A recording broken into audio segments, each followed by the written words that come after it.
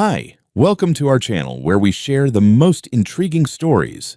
He bought the land for peace and quiet, but came back to find a mansion rising on it, built by strangers. What began as a property dispute spiraled into a full-blown battle against corruption, deception, and one woman's empire of lies. This isn't just theft, it's war. I bought the land because it was supposed to be quiet, boring, and invisible. That was the appeal. After closing a long, brutal commercial contract for a mixed-use project downtown, I wanted something simple, somewhere I could eventually build a small retreat, maybe a studio space away from clients who thought minor revisions meant rebuilding.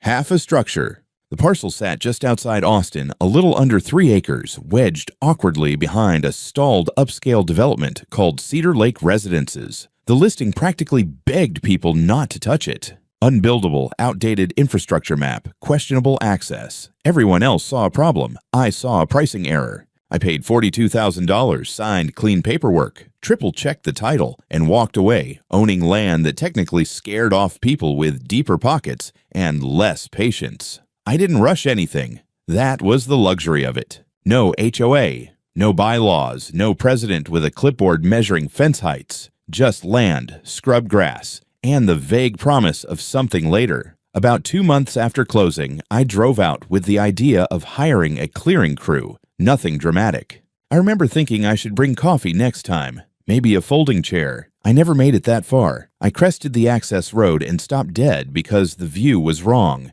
There was fencing. Not the flimsy orange kind, but a full construction barrier with warning signs, locked gates, and a logo I didn't recognize. Heavy equipment sat where mesquite trees had been. The ground was scarred, flattened, rearranged without asking me. I parked and walked up to the gate, convinced there had been a mistake. There's a special feeling you get when reality refuses to match your paperwork. A man in a hard hat told me I couldn't enter the site. I told him I owned it.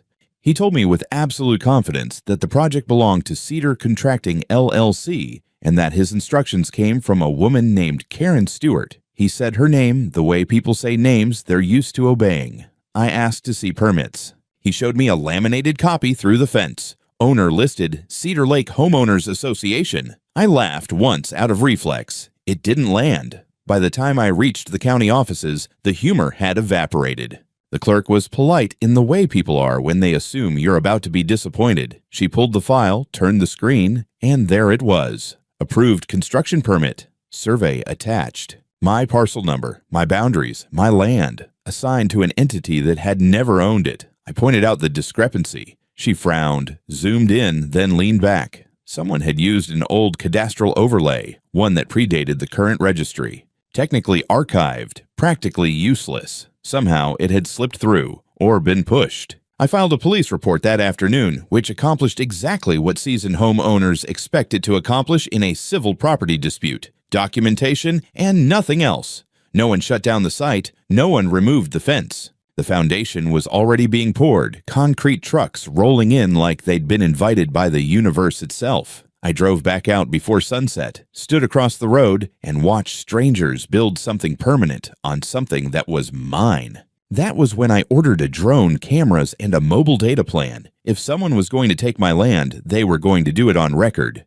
The thing about watching your property being developed without your permission is that it doesn't get easier. It just gets weirder. I spent the next few weeks collecting footage like a man preparing for a war crime tribunal. The drone hovered above the job site daily, recording walls going up, plumbing snaking through trenches, HVAC units craned onto rooftops. They even installed security lights and a portable office. Meanwhile, I was still technically trying to prove I existed. Through my attorney, I discovered just how deep the paper trail deception went. The permit application filed with the city included an attachment, a copy of an old cadastral survey from nearly 20 years ago, scanned and labeled as updated. It showed my parcel, barely recognizable, merged into the HOA's outer buffer zone. The trick wasn't in erasing me, it was in pretending I had never been there to begin with. A few phone calls later, I learned that Cedar Lake HOA had filed for a Community Beautification and Expansion Initiative, citing their intent to recover undeveloped buffer zones and enhance neighborhood value.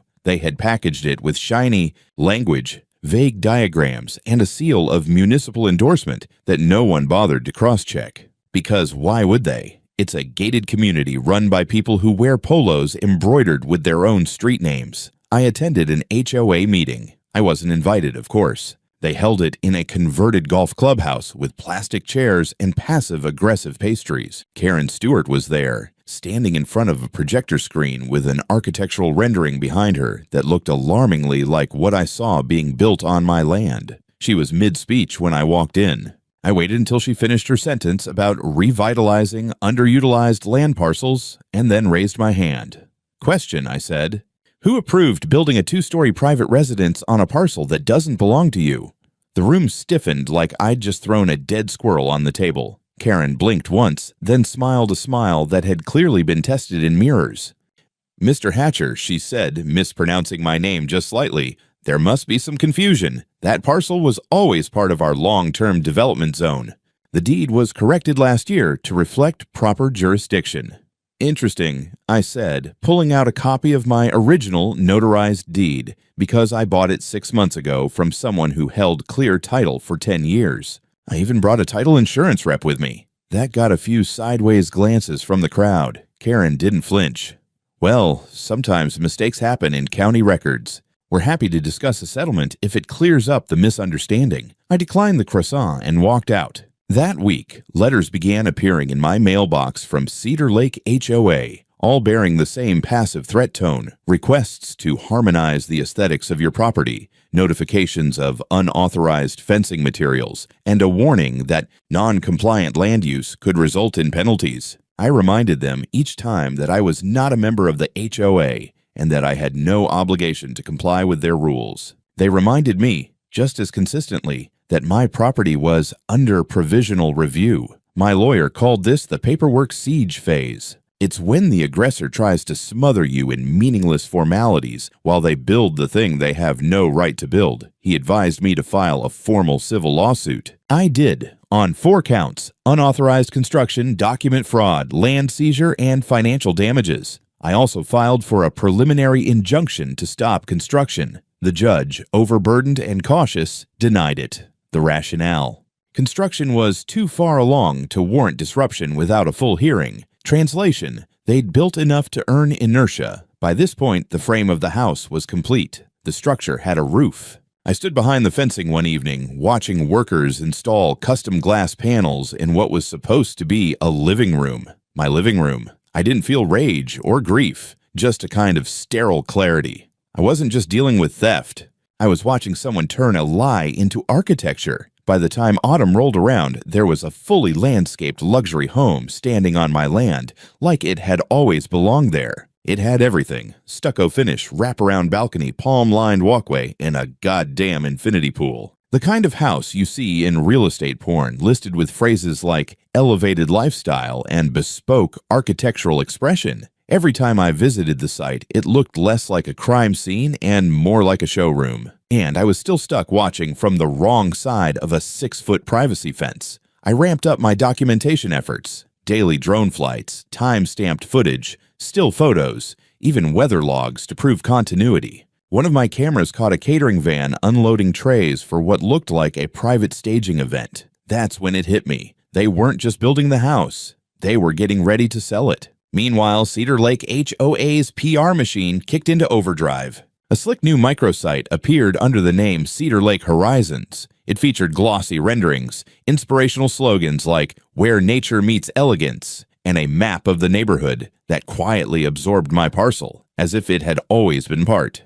of their utopian vision. No mention of me. No acknowledgement that the land had been acquired through creative forgery. They even ran a promo video. A slow drone sweep set to soft piano music, gliding over the house they stole, cutting to shots of smiling children, cappuccinos, and women doing yoga on fake balconies.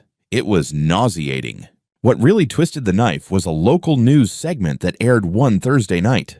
Channel 5's lifestyle correspondent, a woman named Danielle with suspiciously perfect teeth, did a 3-minute piece on a bold new luxury development that redefines suburban sophistication. She stood in front of my stolen house, arms folded, describing its eco-conscious design and unprecedented lake views. The segment ended with a glowing interview from none other than Karen Stewart, framed by potted succulents. She smiled into the camera and said, "We're proud to reclaim forgotten land and transform it into something that uplifts the whole community." That line broke something in me, so I made my own site. Nothing fancy, just a clean white background with the title, "This Land Is Not Yours." I uploaded all my drone footage, purchase documents, deed scans, notarized filings, a detailed timeline, and a big red banner at the top that read, "This property is stolen." I posted it to local forums, Reddit, Nextdoor, and every Facebook group within 10 zip codes. Then I sent the link directly to every member of the HOA board, the mayor's office, the city planning commission, and every news outlet that had ever covered a ribbon-cutting ceremony. That's how I met Cindy, former HOA treasurer. Burned out, sharp-tongued, and very ready to talk. She reached out via an anonymous email calling herself Neighbor X. At first I thought it was a prank, but then she sent me a photo of a receipt, one showing Cedar Contracting paying $10,000 to a landscaping company months before any permit was filed. "They were prepping that lot long before you knew," she wrote. Karen knew exactly what she was doing. Cindy gave me background. Karen had long operated like a queen bee, micromanaging neighbors' porch furniture while funneling HOA funds into sweetheart deals for community improvement. According to her, most of the board didn't even see full budgets. Karen just gave them sanitized versions with pastel graphs. The HOA had become a one-woman empire, and mine was just the latest conquest. Meanwhile, I started receiving HOA violation letters weekly. They escalated in tone, accusing me of non-conforming vegetation, improper visual harmony, and blight conditions. I replied to each with the same sentence, "I am not a member of your HOA. Cease and desist." They didn't. And then, as if to crown the absurdity, I received a subpoena. Karen was suing me for interference with community development efforts, alleging that my refusal to cooperate was harming property values. The documents included a photo of me standing outside the fence, labeled "Hostile Presence." I laughed for a full minute before emailing my lawyer. They finally listed it. I knew they would. I had been refreshing luxury real estate sites like a madman for weeks, waiting for that smug little thumbnail to appear. And there it was. Aerial shot of my property at golden hour, complete with sparkly text overlays. Exquisite modern Lakeview retreat. No HOA fees, $1,400,000. I stared at the screen for a long time, not out of shock anymore, but out of something colder. Precision. They weren't just building lies now, they were monetizing them. The listing was hosted through a boutique firm known for pushing high-dollar homes to out-of-state buyers. The kind who never ask too many questions because they're too busy thinking about where to install their wine fridge. The property description read like parody. Privately developed estate outside city constraints, offering panoramic views, designer interiors, and exclusive access to lakeside living. Rare opportunity to own unrestricted land. The last line made me snort. Rare opportunity, all right, especially since I already owned it. I didn't tell my lawyer right away. Instead, I created an alias, Lucas, a tech consultant relocating from Denver with cash in hand. I scheduled a private showing for Saturday. The agent, a woman named Savannah who sounded like she sold dreams for a living, responded with suspicious eagerness. "You're going to love this one," she said. "It's a hidden gem. Totally off-grid, but still luxurious. No HOA nonsense." She had no idea who she was talking to. I showed up wearing a button-up and mirrored sunglasses. The house was even worse in person. Not in quality. It was flawless, but in how completely it mocked everything I'd been fighting. The fresh-cut lawn, the motion sensor lanterns, the brushed steel house numbers mounted to a cedar slat wall. It didn't belong to me anymore. It belonged to whatever fantasy Karen had sold to herself and now tried to sell to someone else. Savannah walked me through the home like it was a sacred space. "This is the great room. Note the vaulted ceilings and the reclaimed oak beams. All local materials. Over here, we have the chef's kitchen. Bertazzoni appliances, waterfall quartz counters, custom lighting. And through here, the master suite. Sunrise views from bed." I played along, nodded, asked if the lake access was deeded. "Private road," she said, "not maintained by the city. You'll have total control." That was when I asked the big one. "So, no HOA at all?" Savannah smiled with polished confidence. "Nope, that's the beauty. You get the peace and style of a planned community without any of the restrictions. It's completely independent. Title is clean. We've already had offers, so if you're interested, we'd recommend moving quickly. I thanked her, took one last look at the pool I never built, and walked out. 10 minutes later, I filed a second police report, this time for attempted fraudulent sale of private property. I included footage from my hidden body cam, screenshots of the listing, and documentation of my ongoing legal case. My lawyer sent a cease and desist to the agency and the HOA, but I wasn't done. I uploaded a new video to my site. Proof of attempted theft. Cedar Lake HOA trying to sell stolen house. Within 24 hours, it had 30,000 views. By Monday, it hit local Reddit, then regional news. The agent went silent. The listing disappeared. But I knew Karen. She wasn't the type to go quietly. Sure enough, I got an email from her legal team titled Settlement Proposal. They offered me $150,000 to resolve the misunderstanding amicably and let them purchase the parcel at current market value. It was the first time they'd acknowledged that the land was mine. I declined. Publicly, I posted their offer letter online with the caption, "They built a mansion on my land without permission, and now they want to pay me pennies for it. Hard pass." That was the spark. Suddenly I had strangers reaching out, people who'd lived near Cedar Lake and suspected shady dealings for years, contractors who'd worked on jobs off the books, even a city employee who hinted that Karen had been tight with the zoning department for a long time. It wasn't just about my house anymore, it was about the pattern. About someone abusing bureaucracy and power with the confidence of a career liar. Then came the email I didn't expect. "My name is Grayson.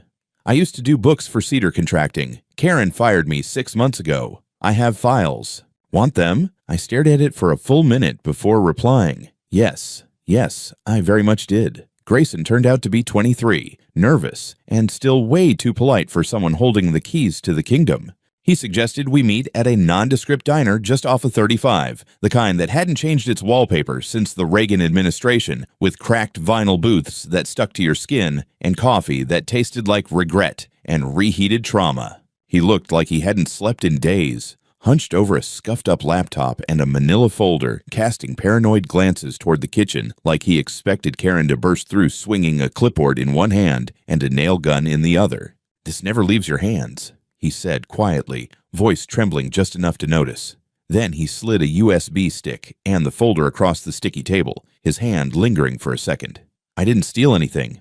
I just backed things up because I knew she was going to screw me over." And she had, predictably, fired him under some vague claim of unauthorized file access just days after he flagged a double payment to a subcontractor that, upon closer inspection, didn't even exist. That was the first red flag. Then came ghost invoices, mysteriously vague project allocations, and buried inside a QuickBooks file was a gem labeled Budget B, Internal Eyes Only. Classic.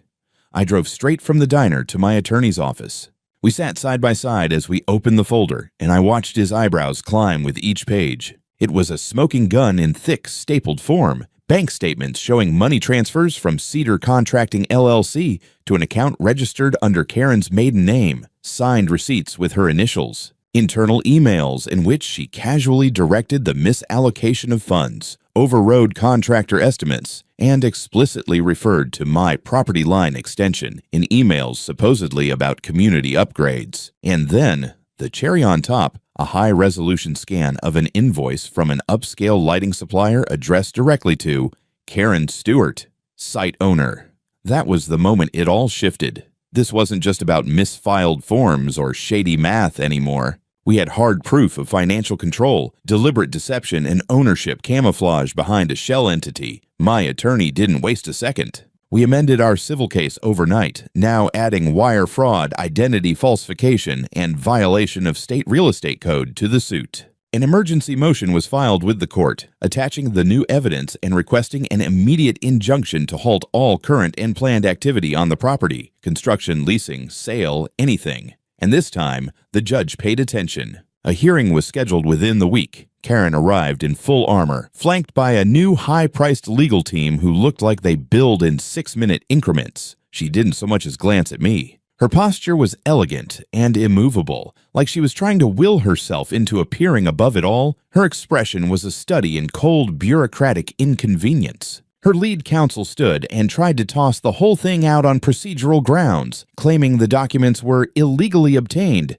lacked proper chain of custody, and were potentially doctored. My lawyer countered cleanly and confidently. We had a whistleblower ready to testify, and more importantly, the content of the documents outlined an unmistakable calculated pattern of fraudulent behavior. The judge nodded but said nothing. Then we called our first witness, Travis, a mid-level administrator from the city's permitting office. He looked deeply uncomfortable being in court, the kind of man who hated public speaking as much as he hated filing extension requests. But once he was sworn in, he told the story clearly. Under oath, Travis testified that Karen had visited his office multiple times, presenting a verified development overlay map, claiming expedited permitting authority due to her community planning oversight. She had even flashed what she called internal counsel approval from the HOA. When asked if he'd verified any of it independently, Travis shrugged and admitted, "You don't expect the HOA president to be full of shit."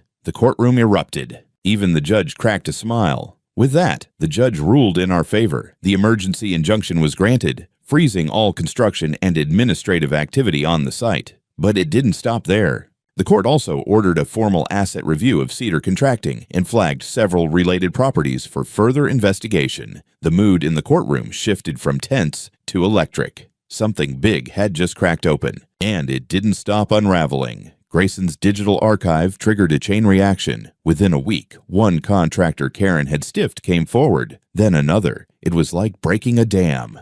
Turns out she had been delaying payments, overinflating invoice totals, and promising partial equity in future projects in lieu of actual compensation. Most had stayed quiet, afraid of blacklisting, afraid of legal threats. But now, they saw blood in the water. A group of them teamed up and filed a class action lawsuit for breach of contract and labor code violations. Their attorney contacted mine. Suddenly, we weren't a lone voice. We were a coalition. Meanwhile, Cindy started digging. She began forwarding me emails from HOA members, angry, exhausted residents who were sick of being silenced. Some said their HOA newsletters had been edited after printing, with dissenting remarks about budget transparency conveniently scrubbed from digital versions. Then the city got involved. Our case made local news. That same week, the mayor's office quietly launched an inquiry into Cedar Lake HOA. The tax assessor reopened zoning designations on at least 3 parcels tied to Karen's name. The state real estate board took notice. And then Marcus Winslow showed up. He was a sharp-eyed investigative reporter from the Austin Tribune with a sardonic voice and a way of making people confess things they hadn't meant to say. He called me late one evening and said simply, "I think there's a bigger story here, and I think you just cracked it open."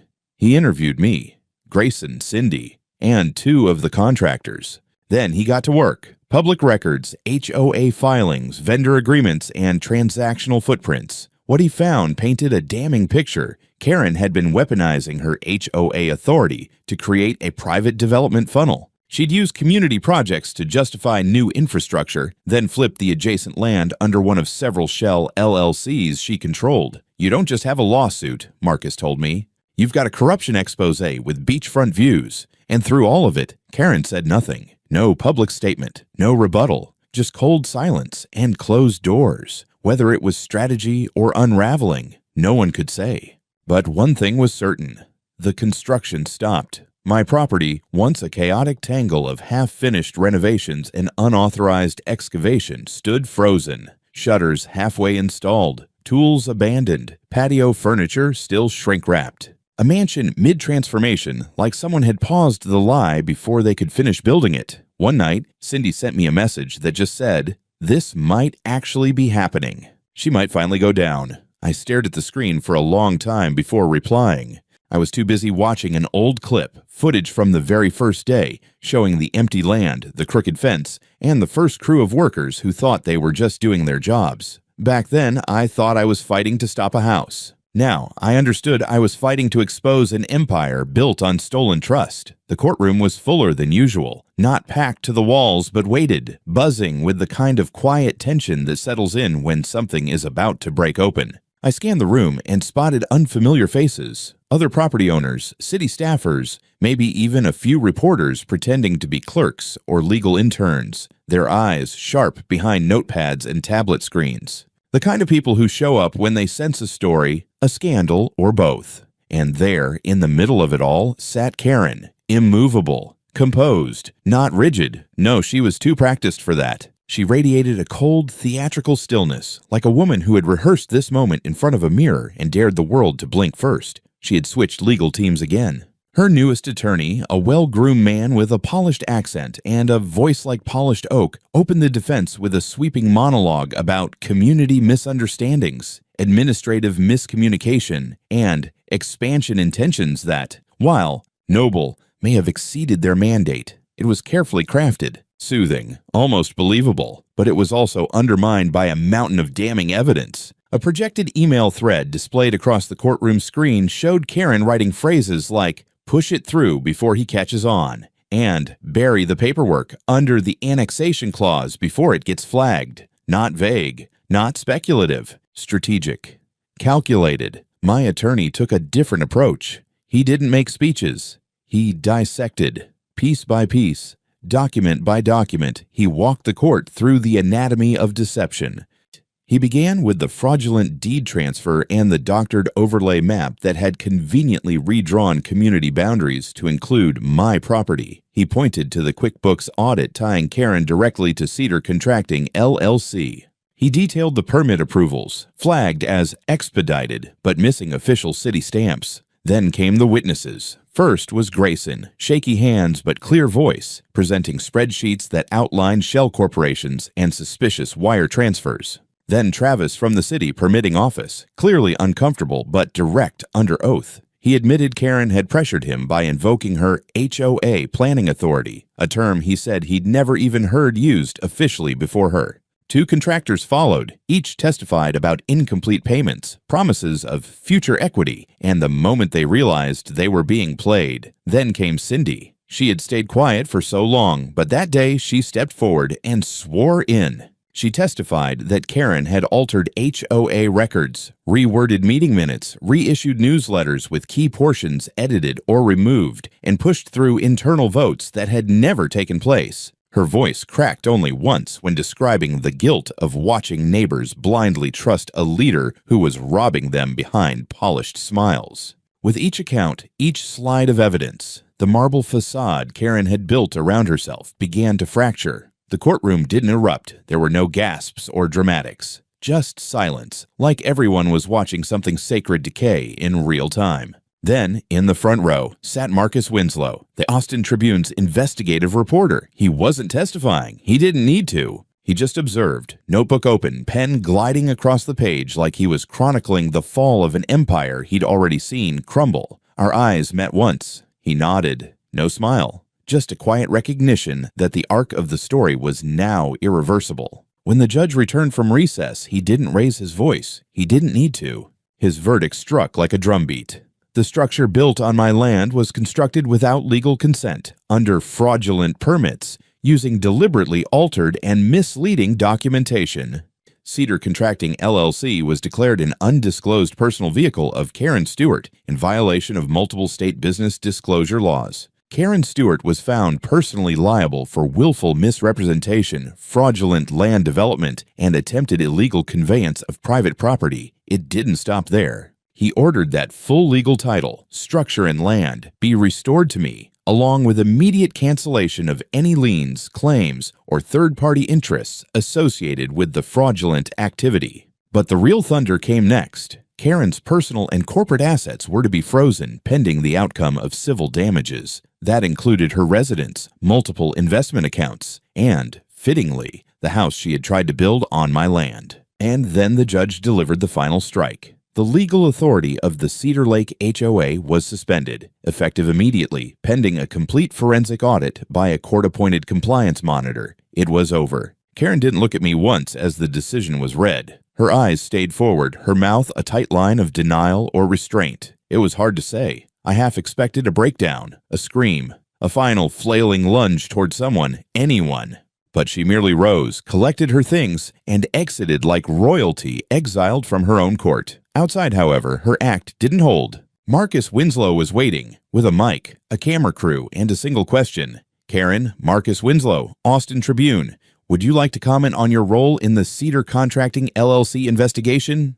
She froze, just for a second. Long enough for the camera flash to catch her expression somewhere between shock and fury. Then she pivoted and walked away, heels striking the pavement in a rhythm that sounded less like escape and more like retreat. That weekend, the article dropped. Front page, center column, the headline, the HOA Queen Pin, how one woman tried to privatize a suburb and got caught. Marcus didn't pull punches. He laid it all out: names, dates, emails, deeds, financial records, even drone photos of the unauthorized construction. He painted a chilling portrait, a woman who had used the invisible armor of HOA power to build an empire of control, concealment, and corruption, hiding behind bylaws and bureaucracy while seizing what she never owned. The public reaction? Nuclear. HOAs countywide scrambled to review procedures. Cities reopened audit requests. The mayor's office launched a local initiative for HOA transparency reform. Forums exploded with stories from people who'd lived similar nightmares, stories that, until now, had gone unheard. Suddenly, I wasn't just the guy who fought back. I was the one who won. Karen, on the other hand, became something else. Queen HOA became a meme. Twitter roasted her with clips of her exit looped to Another One Bites the Dust. A neighborhood wine bar released a drink called the Karen, bitter, overpriced, and impossible to finish. She became the symbol of everything wrong with unchecked HOA authority and the warning that it could all come crashing down. She filed for personal bankruptcy within the month. Her developer's license was suspended. Contractors she'd burned dragged her through courtrooms in a flurry of lawsuits. She lost everything. Grayson, now semi-famous as the whistleblower, launched a podcast called Whistleblown. Cindy was elected to the restructured HOABoard in a landslide, leading a total overhaul of governance rules. And me. I finally stepped foot inside the house. It felt strange at first, walking through hallways I hadn't designed, bedrooms I hadn't planned, tile I didn't choose. Everything gleamed with boutique precision, stone counters, frameless glass doors, radiant floor heat. It was elegant, overbuilt. It was hers. And now it was mine. I didn't tear it down. I didn't flip it. Instead, I converted it into a private retreat for clients of my architecture firm. A creative retreat. A place to collaborate, reflect, and, in more than one case, learn from my story. Some laughed, some nodded. A few whispered that they'd lived through something similar, but never had the proof to fight. And every guest, without exception, walks past the same sign at the gate. Private property built by a thief now belongs to the owner. It started as a joke. A half-drunken, half-serious suggestion tossed out during a late-night phone call with Cindy after the final paperwork came through. We were both exhausted, riding the strange, dizzying high that comes after a long fight finally ends. The courtroom battles were over, the rulings filed, the liens cleared. The land was mine. The house was mine. The silence from Karen's side had turned from smug to stunned. "You should throw a party," Cindy said, her voice slurred slightly from whatever wine she was nursing. "Like a real one. Celebrate your HOA-free life. Make it loud enough for the entire suburb to hear. Rub it in a little. Okay, a lot." I laughed. "A party?" "A bash," she clarified. "With music, tequila, inflatable flamingos. I want Marcus dancing in a pool float. You earned this." I told her I'd think about it. 2 days later, I had 200 invites printed. HOA-free summer bash. No clipboards allowed. Swimsuits mandatory. I didn't even care if everyone came. It wasn't about the guest list. It was about planting a flag. About reclaiming something that had been manipulated, twisted, nearly taken from me under the guise of community standards. This wasn't just about land. It was about defiance. We picked the hottest Saturday of the year. The kind of day where the air feels like a heated blanket and everyone moves a little slower, searching for shade or chlorinated salvation. I went all in.